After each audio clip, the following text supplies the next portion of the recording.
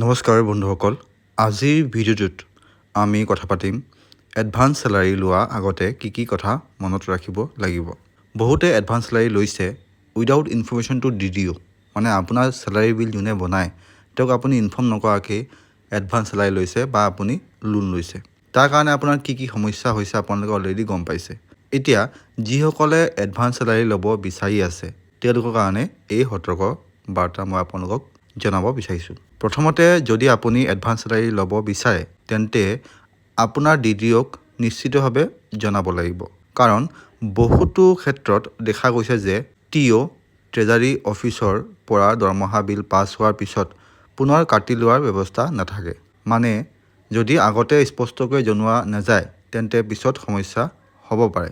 তেওঁলোকে ক'ত কাটিব, হেডৰ পৰা এডজাষ্ট কৰিব বা নকৰিব এইটো স্পষ্ট নোহোৱালৈকে সমস্যা থাকিব।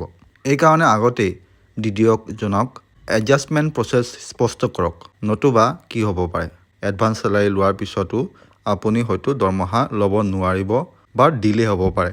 সেইকাৰণে বন্ধুসকল, এডভান্স চেলাৰী লোৱাৰ আগতে সকলো বিষয় ক্লিয়াৰ কৰি লোৱা অতি গুৰুত্বপূৰ্ণ।